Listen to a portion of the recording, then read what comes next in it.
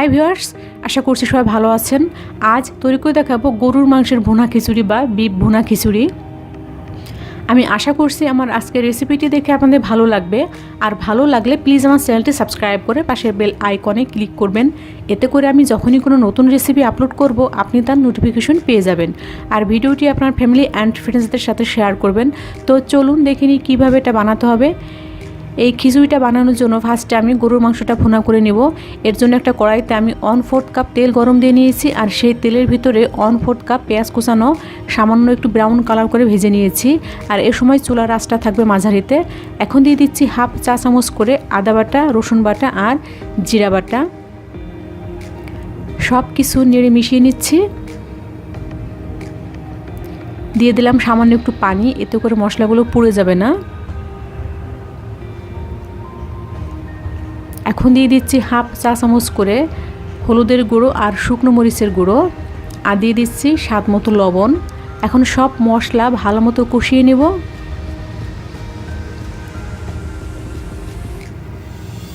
মশলাগুলো কষানো হয়ে গেছে। এখানে আমি 1/2 কেজি গরুর মাংস কেটে তারপর ভালো মতো ধুয়ে নিয়েছি। আমি এরকম সাইজ করে কেটেছি, আপনি চাইলে কিন্তু আরও একটু ছোট বা বড় করেও কেটে নিতে পারেন। এখন এই মাংসগুলো দিয়ে দিলাম। মাংসগুলো দিয়ে ভালো মতো নেড়ে মিশিয়ে নিচ্ছি। এখন চুলার আঁচটা মাঝারিতে রেখে ঢাকনা দিয়ে ঢেকে অপেক্ষা করব 1 ঘন্টার মতো। আর এই 1 ঘন্টার মাঝে 3 থেকে 4 বার ঢাকনাটা তুলে মাংসটা নেড়ে দিতে হবে। এতে করে মাংসটা আর পুড়ে যাবে না। আমার মাংসটা সেদ্ধ হতে 1 ঘন্টার মতো সময় লেগেছে। আপনাদের কিন্তু আরও একটু কম বা বেশিও লাগতে পারে। আমি আবারও বলছি, এই 1 ঘন্টার মাঝে কিন্তু ঢাকনাটা তুলে মাংসটা 3 থেকে 4 বার নেড়ে দিতে হবে। এতে করে মাংসটা আর পুড়ে যাবে না। মাংসটা কিন্তু প্রায় সিদ্ধ হয়ে গেছে।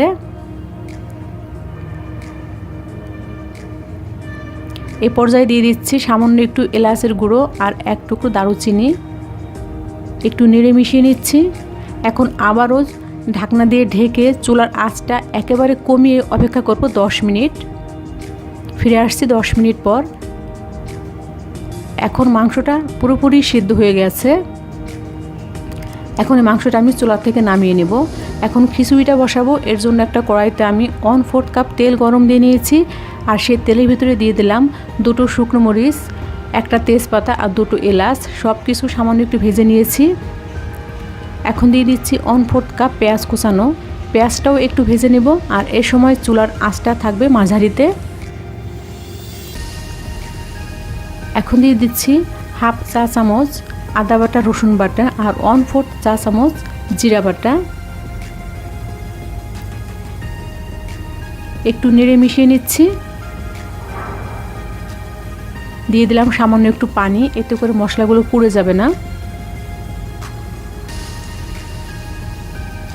এখন দিয়ে দিচ্ছি 1/2 চা চামচ হলুদের গুঁড়ো আর 1/4 চা চামচ শুকনো মরিচের গুঁড়ো আর স্বাদ মতো লবণ। সব মশলা ভালো মতো কষিয়ে নিচ্ছি। কষানো হয়ে গেছে। এখানে আমি 1 কাপ ভাতের চাল ভালো মতো ধুয়ে পানিটা ঝরিয়ে নিয়েছি। এটা নর্মাল আমরা যে ভাত খাই সেই ভাতের চালটা। আর এখানে নিয়েছি 1/4 কাপ মুগ ডাল আর 1/4 কাপ মসুর ডাল। এগুলো ভালো মতো ধুয়ে পানিটা ঝরিয়ে নিয়েছি। এখন এর ডালটাও দিয়ে দিলাম।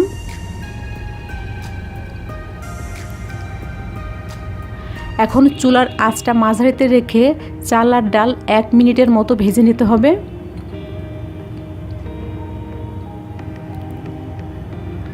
চাল ডাল ভাজা হয়ে গেছে। এখন দিয়ে দিচ্ছি পানি। এখানে আমি 5 কাপের মতো পানি দিয়ে দিলাম। আপনাদের কিন্তু পানির পরিমাণটা আরও একটু কম বা বেশিও লাগতে পারে। এখন অপেক্ষা করব বলক আসা পর্যন্ত।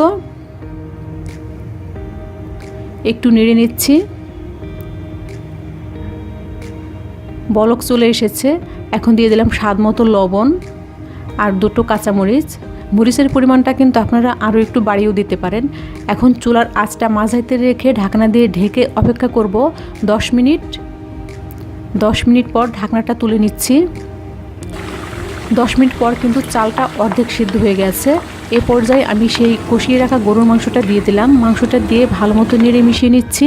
আবারও চুলার আঁচটা মাঝারিতে রেখে ঢাকনা দিয়ে ঢেকে অপেক্ষা করব আরও 10 মিনিট। আর এই 10 মিনিটের মাঝেই কিন্তু চালটা সেদ্ধ হয়ে যাবে।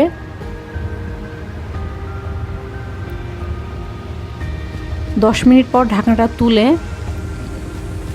খিচুড়িটা ভালো মতো নেড়ে মিশিয়ে নিচ্ছি। চাল ডাল কিন্তু ভালো মতো সেদ্ধ হয়ে গেছে, তার মানে খিচুড়িটা তৈরি হয়ে গেছে। এখন এই খিচুড়িটা আমি চুলা থেকে নামিয়ে নিব। তৈরি হয়ে গেল গরুর মাংস দিয়ে ভুনা খিচুড়ি বা বিফ ভুনা খিচুড়ি। আজকের রেসিপিটি দেখে যদি আপনাদের ভালো লেগে থাকে তাহলে প্লিজ আমার চ্যানেলটি সাবস্ক্রাইব করে পাশের বেল আইকনে ক্লিক করবেন। এতে করে আমি যখনই কোনো নতুন রেসিপি আপলোড করব আপনি তার নোটিফিকেশন পেয়ে যাবেন। আর লাইক কমেন্ট শেয়ার করতে একদমই ভুলবেন না। আপনারা সবাই ভালো থাকবেন। আল্লাহ হাফেজ।